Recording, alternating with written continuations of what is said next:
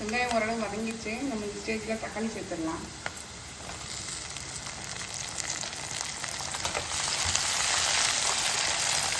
இது கூடயே இஞ்சி பூண்டு சேர்த்துக்கலாம்.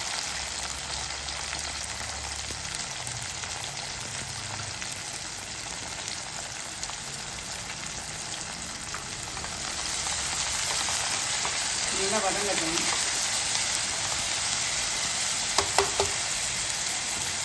இது வதங்கிட்டு இருக்க நேரத்துலேயே ஒரு மிக்ஸி ஜார் எடுத்துருக்கேன்.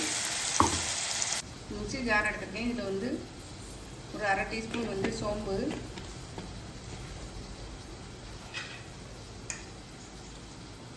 கொத்தமல்லி இதில் சேர்த்துடலாம். நீல பச்சை மிளகாய் 2 அதையும் இதில் சேர்த்துட்றேன். தயிரையும் இதிலே சேர்த்துடலாம். எல்லாத்தையும் நல்லா அரைச்சிட்டு வந்துட்டாங்க. கலந்து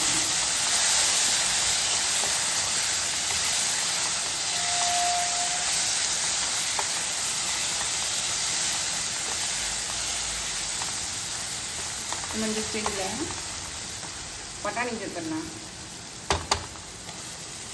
பட்டாணி ஃப்ரோசன் பட்டாணினால சீக்கிரம் வந்துடும். நீங்கள் ஊற வச்சு அந்த பட்டாணியே இதில் வந்துடும் நல்லா. இப்போ நம்ம வந்து ரைஸை சேர்த்துடலாம்.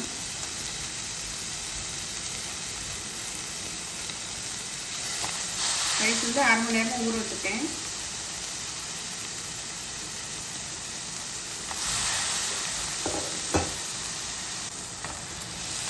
நல்லா கலரி விட்டுடலாம்.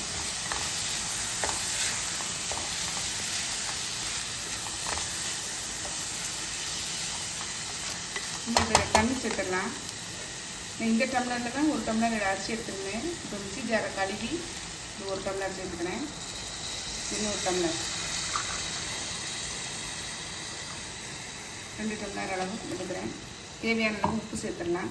கொதிக்கட்டும், மூடிடலாம்.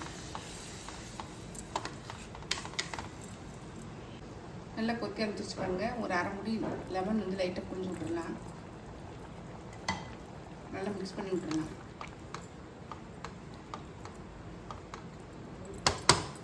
மூடி 2 விசில் வச்சிடலாம்.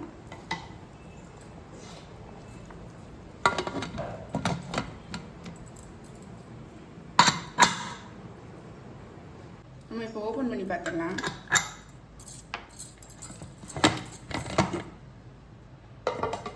ரொம்ப சூப்பராக ரெடியாக இருக்குது. செம்மையாக இருக்கு. அடி பிடிக்காமல் எப்படி வந்துட்டு பாருங்க.